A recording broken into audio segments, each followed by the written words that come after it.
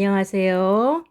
자, 오늘은 교과서 262쪽 이상의 권태라는 수필에 대해서 배워보겠습니다. 이상의 권태 262쪽 왼쪽 상단에 보면 이 작품은 여름날 시골에서의 경험을 바탕으로 쓴 30년대의 수필이다 라고 나와 있습니다. 자, 작가의 태도에 주목하고, 자, 작가 이상 초현실주의적이고 실험적인 시를 썼고, 소설 인물의 내면 심리를 주로 쓴 심리주의 소설을 남겼습니다. 시 오감도, 소설 날개, 수필 산촌 여정 등이 있다. 아주 독특한 우리 문학사의 한 자리를 차지하고 있는 그런 작가가 되겠습니다. 그런데 이 작품은 우리 교과서에 2장과 7장이 수록되어 있어요. 그 중에서 2장은 그냥 여러분들이 쭉 읽어보시고 수업과 그리고 시험 문제 출제는 7장에서만 하겠습니다. 그래서 먼저 권태의 구성을 보면 1장부터 7장까지 총 7개의 장으로 구성되어 있다. 그리고 농촌의 하루를 배경으로 해서 시간이 흐르는 순서에 따라서 전개되고 있는 그런 내용이고, 우리가 배울 7장은 배경이 농촌의 밤입니다. 밤을 배경으로 해서 펼쳐집니다. 자, 이제 본문 본격적으로 시작해 보도록 하겠습니다. 264쪽 7장부터 갑니다. 날이 어두웠다. 자, 시간의 경과. 이제 하루가 다 지나가고 밤이 되었습니다. 해저와 같은 밤이 오는 것이다. 해저라는 말은 바다의 밑바닥을 의미합니다. 바다 밑, 그런 밤이 왔습니다. 나는 잠옷 이상하다. 가만히 생각해보면 나는 배가 고픈 모양이다. 이것이 정말이라면 그럼 나는 어째서 배가 고픈가? 무엇을 했다고 배가 고픈가? 아무것도 한 일이 없어요. 아무것도 하지 않았어요. 그런데 왜 배가 고플까? 자문과 질책, 스스로를 꾸짖고 있는 겁니다. 자기 부패작용이나 하고 있는 웅덩이 속을 실로 송사리떼가 쏘다니고 있더라. 자, 지금 여기 괄호친 요 부분부터 시작해서 송사리떼가 준동하고 있나 보다. 본문에서 찾으세요. 여기까지는 낮에 다니면서 보았던 풍경, 그리고 자신의 배 속을 동일시하고 있는 겁니다. 그래서 웅덩이 속을 송사리가 쏘다니고 있었어. 그러면 내 장부 속으로도, 장부 왼쪽 하단 보세요. 뜻풀이 5장 6부를 줄여 이르는 말. 장부 속으로도 자각할 수 없는 송사리떼가 준동하고 있나 보다. 준동, 꿈적, 꿈틀거리며 움직이고 있나 보다. 해서 여기까지 낮에 본 풍경과 웅덩이, 그리고 자신의 배 안을 동일시하고 있는 겁니다. 아무렇든 나는 밥을 많이 먹을 수는 없다. 생리적인, 본능적인 그런 욕구이기 때문에 밥을 먹어야겠어. 굴복합니다. 밥을 먹기로 합니다.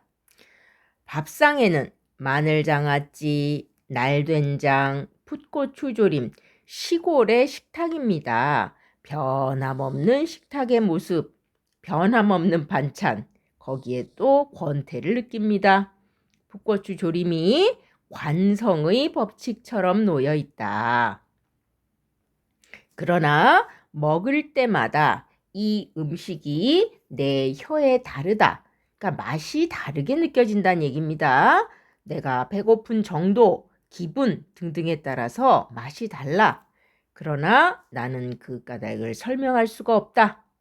자, 밤이 되었고 배고픔을 느꼈고 그리고 이제 늘 똑같은 반찬으로 저녁 식사를 합니다.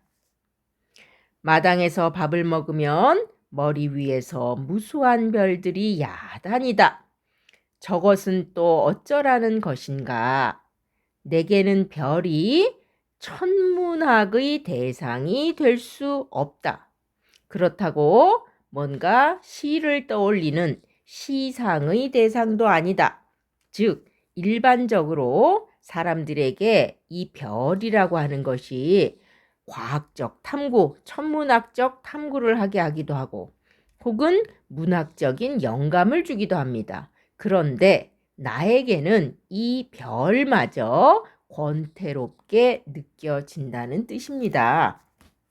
어떠한 대상도 될 수가 없어요. 그래서 그것은 다만 향기도 촉감도 없는, 즉 어떠한 감흥도 느끼지 못하게 하는, 절대 권태의 도달할 수 없는 영원한 피안이다. 말이 좀 어렵죠? 자, 피안이라는 거 옆에 뜻풀이 나와 있습니다. 현실 밖의 세계 그랬습니다. 현실 밖의 세계.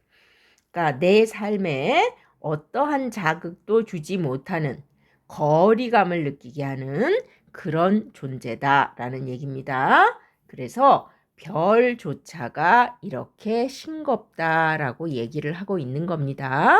그래서 위에 나왔던 천문학의 대상, 시상의 대상도 아니다.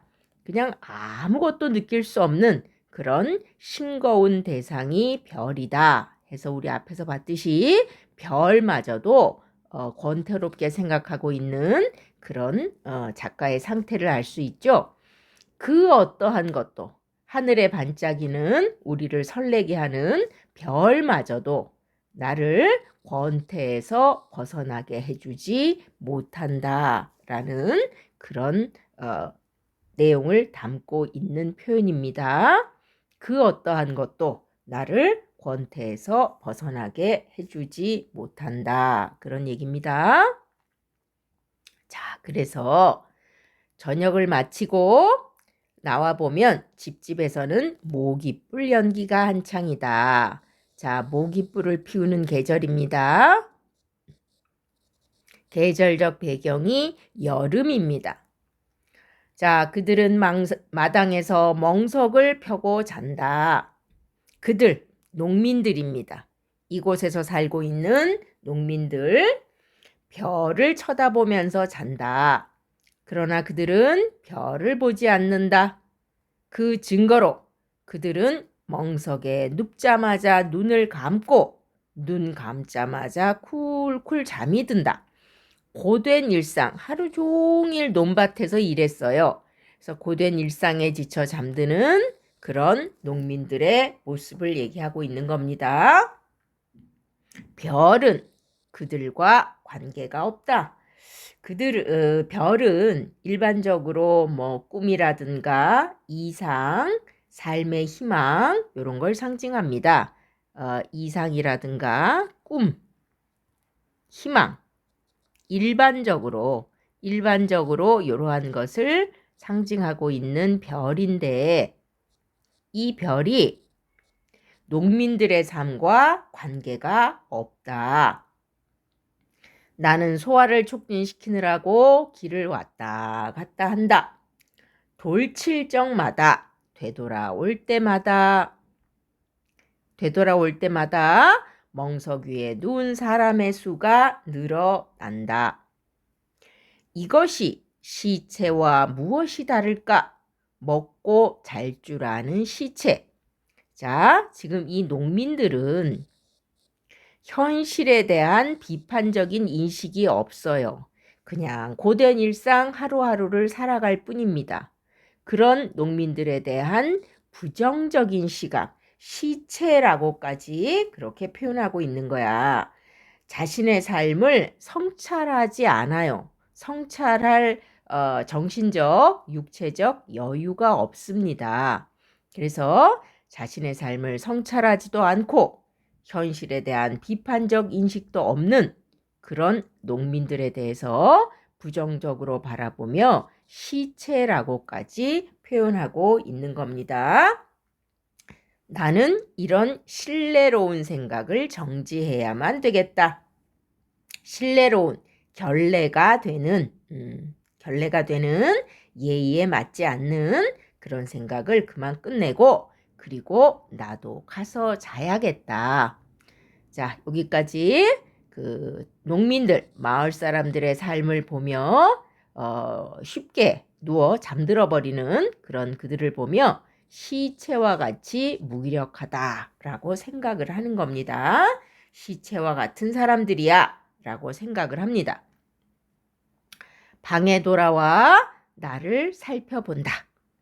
모든 것에서 절연된, 완전히 끊어진, 단절된 그런 뜻입니다.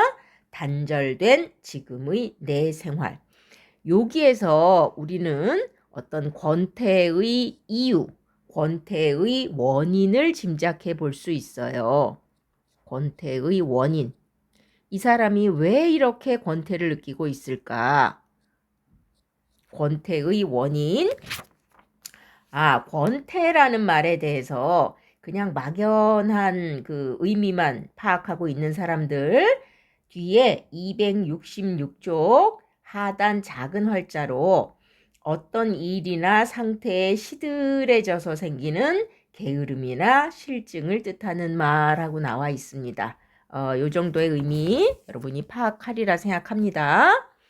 그래서 모든 것으로부터 단절되어 버린 지금의 내 생활이기 때문에 모든 것이 더 그렇게 권태롭게 느껴지는 게 아닐까, 그런 원인을 우리가 짐작해 볼 수 있고, 자살의 단서조차, 그러니까 자살할 분명한 이유, 그것조차 찾을 길이 없는 지금의 내 생활은 과연 권태의 권태 그 자체이다라고 말을 하고 있는 거야.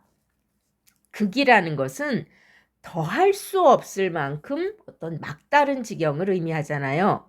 그래서 더 이상은 악화될 수조차 없는 그런 지경, 그런 지경의 삶에 처해 있고, 그런 삶에서 오는 절망감을 느끼고 있다라는 요런 얘긴데, 요거를 조금만 더 구체적으로 우리가 살펴본다면, 자, 작가는 지금 일제강점기의 지식인입니다.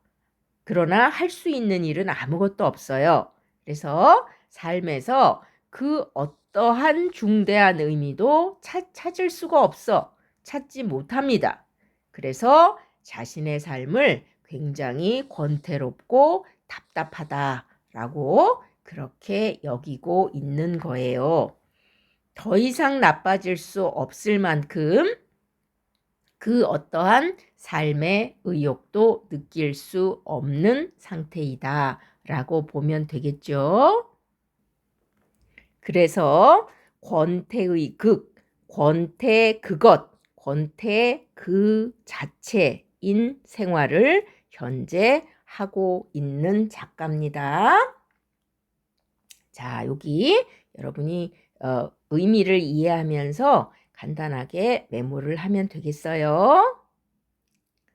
자, 이 내용은 뒤에 학습 활동에도 또 나옵니다.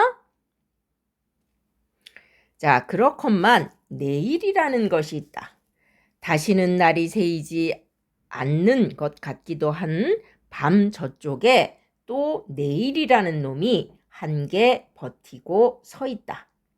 근데 이제 이 내일이라는 시간도 지금처럼 계속 권태롭게 살아갈 수밖에 없는 그런 시간인 거지. 그래서 내일이라는 놈. 그래서 그것이 마치 흉맹한 형리처럼, 흉맹, 교과서 왼쪽 흉악하고 사나운, 형리는 형을 집행하는 관리 정도로 보면 됩니다. 그래서 흉맹한 형리처럼 하고 직유를 한 겁니다. 나는 그 형리를 피할 수 없다. 현재의 삶에 내가 뭐 저항할 수도 없어요. 그래서 무력감을 느끼고 있는 겁니다. 할 수 있는 게 아무것도 없구나. 무기력함을 느낍니다. 오늘이 되어버린 내일 속에서 또 나는 질식할 만큼 심심해해야 되고, 그래서 계속해서 반복되고 있는 권태로운 일상. 그 권태로운 일상, 오늘이 되어버린 내일, 그래서 내일도 오늘과 별반 다르지 않은 그런 삶이 이어질 것이고, 기막힐 만치 답답해해야 된다라고 서술하고 있는 겁니다. 그래서 지금 지은이는 오늘 권태로운 하루를 마쳤어. 그렇지만 또다시 오늘과 똑같은 내일이 올 거라는 생각에 답답함을 느끼고 있는 그런 상황입니다. 답답해해야 된다라고 그렇게 서술하고 있죠. 그럼 오늘 하루를 나는 어떻게 지냈던가? 이런 것은 생각할 필요가 없으리라. 그냥 자자. 체념이죠, 체념. 권태로운 자신의 일상에 대해서 생각할 필요도 없어. 그냥 잠이나 자. 라고 체념을 합니다. 자다가 불행히, 아니 다행히 또 깨거든. 낮에 햇듯이 최서방의 조카와 장기나 한판 두지. 계속 이기기만 하는 이상이라는 똑똑한 이 지식인에게 최서방 조카, 순박한 농민 계속 집니다. 장기. 그러니까 너무나 싱거운 장난이고 그것 역시 압도적인 권태이다 라는 표현이 앞에 나와 있습니다. 자, 낮이 되면 또 어제처럼 웅덩이에 가서 송사리를 볼 수도 있고 몇 가지 안 남은 기억을 소처럼 반추하면서, 자, 오른쪽 하단 뜻풀이 나오죠? 어떤 일을 계속 되풀이하여 음미하거나 생각하면서 끝없는 나태, 게으름, 게으름을 즐기는 방법도 있지 않느냐. 자, 그런 생각을 하고 있는데 불나비가 달려들어 불을 끕니다. 불나비. 이제 뒤에 나오는데 이 불나비는 권태로운 화자와 대비되는 대상이에요. 대비되는 대상. 프린트에도 나옵니다. 이따 봅니다. 불나비는 죽었든지 불에 달려들었으니까 아니면 화상을 입었으리라. 그러나 불나비라는 놈은 사는 방법을 아는 놈이다. 불에 뛰어들 만큼 그런 열정적인 삶을 살고 있는 불나비야. 그래서 그 불나비에게 부러움을 느낍니다. 불을 보면 뛰어들 줄도 알고 평상에, 보통 때라는 뜻이야. 평소에 보통 때 불을 초조히 찾아다닐 줄도 아는 정열의 생물이니 말이다. 그랬습니다. 자, 여러분 프린트 03번 프린트 03에 보면 불나비와 작가의 대비라고 되어 있습니다. 불을 보면 뛰어들며 평상시 불을 찾아다니는 불나비는 정열의 생물입니다. 정열의 생물, 작가는 뛰어들 불조차 없이 암흑 속에 누워있는 무기력하고 권태로운 존재입니다. 그래서 요 두 대상을 지금 대비시키고 있는 겁니다. 그러나 여기 어디 불을 찾으려는 정열이 있으며 뛰어들 불이 있느냐? 없다. 정열을 쏟을 대상이 없어요. 그런 대상이 없는 그런 권태로운 작가의 모습을 지금 서술하고 있는 거야. 나에게는 아무것도 없어. 아무것도 없는 내 눈에는 아무것도 보이지 않는다. 열정도 없고 그 열정을 쏟을 대상도 없는 무기력한 자신의 모습을 얘기하고 있는 거죠. 그래서 지금 그 불나비와 달리 대비 열정이 없는, 쏟을 대상도 없는 그런 자신의 모습을 자각하고 있는 그런 작가의 상태가 드러나고 있습니다. 권태로운 작가의 모습. 자, 어둠. 암흑은 암흑인 이상. 이 좁은 방의 것이나, 이 것이라는 건 앞에 나오는 암흑을 봤죠. 또 우주에 꽉 찬 암흑이나 분량상 차이가 없으리라. 나는 이 대소, 크고 작은 것이 없는, 분량상 차이가 없는 암흑 가운데 누워서 숨 쉴 것도, 어루만질 것도, 또 욕심나는 것도 아무것도 없다. 자신의 삶에서 어떠한 의미도 찾을 수가 없다라는 겁니다. 어떠한 의미도 찾을 수가 없어. 다만 어디까지 가야 끝이 날지 모르는 내일, 그 내일이 또 창밖에 등대하고 있는 것을, 등대하다 옆에 뜻풀이 미리 준비하고 기다리다, 그런 뜻이에요. 등대하고 있는 것을 느끼며 오들오들 떨고 있을 뿐이다 그랬습니다. 그래서 지금 요 대목은 일제강점기라는 부정적인 현실에 저항하지 못한 채 어제, 오늘, 내일 똑같이 반복될 삶에 대해서 두려움을 느끼고 있는 거야. 권태로운 내일이 올 것을 두려워하고 있는, 오들오들 떨고 있을 뿐이다 그랬죠. 그래서 두려워하고 있는 그런 지은이의 심리적 상태가 서술되어 있는 겁니다. 12월 19일 미명 뜻풀이 날이 채 밝지 않은 그런 때에 동경에서 했습니다. 자, 1930년대 37년 조선일보에 수록되어 조선일보에 실렸던 그런 이상의 대표적인 수필입니다. 대표적인 수필. 자, 그래서 우리가 이렇게 어렵지 않은 내용이니까 본문을 보았고, 자, 이제 여러분 프린트와 연결해서 보도록 합시다. 프린트 핵심 정리. 현대 수필이고 경수필입니다. 경수필이라고 하는 것은 일상생활의 주변 이야기를 서술한 그런 내용을 경수필이라고 합니다. 일상에서 느끼는 정서, 감정, 깨달음. 자, 성격. 사념적이고 지적이다. 사념적이다. 조금 어려운 표현인데 여러 생각이라는 뜻이에요. 근심, 염려, 불안 등등 여러 생각을 풀어 쓴 글이다. 그런 뜻입니다. 자, 여름날 벽촌에서의 생활을 그렸다. 벽촌, 외진 마을, 외따로 떨어져 있는 그런 구석진 마을을 벽촌이라고 합니다. 자, 주제, 환경의 단조로움, 일상생활 속에서 느끼는 권태로움.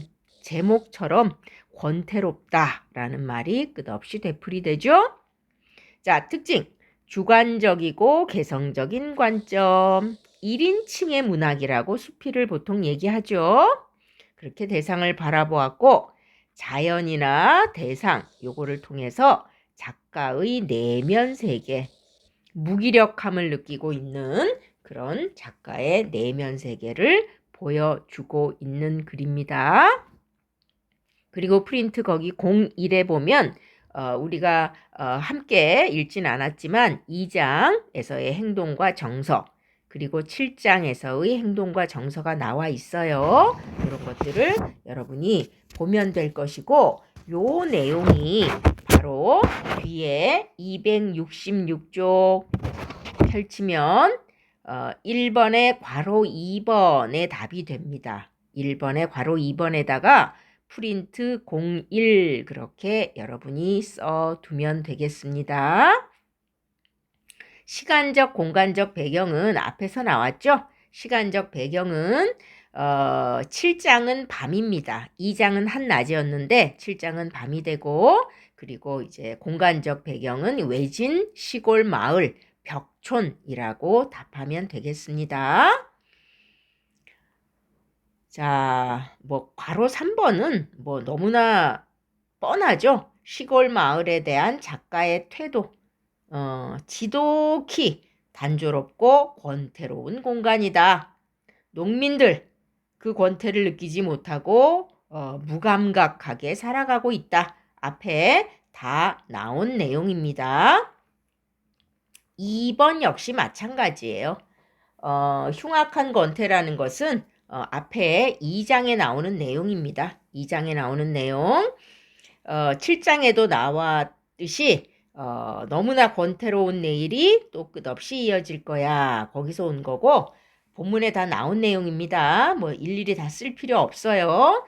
절대 권태라는 말은 별과 관련해서 나왔던 그런 표현입니다. 우리 교과서 13행에 나와 있었죠.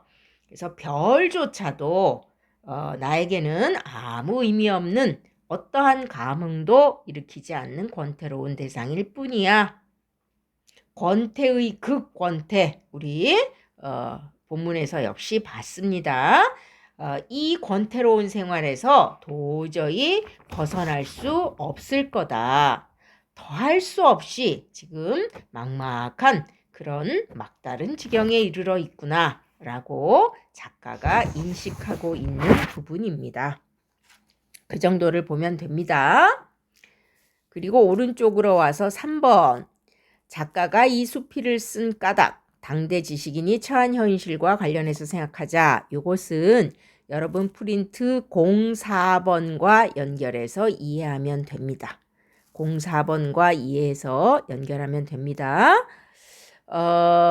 일제강점기의 지식인으로서 사회를 위해서 민족, 조국을 위해서 자신이 할 수 있는 일이 아무것도 없다는 그런 절망, 좌절, 허무 이런 심정을 지독한 권태로 바꾸어서 그렇게 표현하였구나 라고 그렇게 이해하면 됩니다. 4번 모더니즘의 특징이 첫째, 둘째, 셋째, 넷째 이렇게 나와 있습니다. 그 부분들을 여러분이 읽어보고 이 작품도 여기는 그냥 여러분이 듣고 넘어가면 되는 내용이에요. 여름날 그 일상의 권태로움을 표현한 그런 어떤 그 새로운 사고, 자유로운 정신 이런 것을 표현했다는 면에서 모더니즘의 특징이 드러난다고 볼 수 있고 그 무기력한 지식인인 자기 자신에 대한 냉소, 네 번째 특징이죠. 그 냉소를 얘기했다. 냉소적인 비판 정신, 요거를 지향하는 모더니즘 문학의 특징 역시 이 작품에도 반영되어 있다 정도로만 그냥 여러분이 간단하게 이해하고 넘어가면 되는 그런 문제입니다. 자, 오른쪽으로 와서 권태 269쪽 갈무리 보면서 이제 마무리합니다.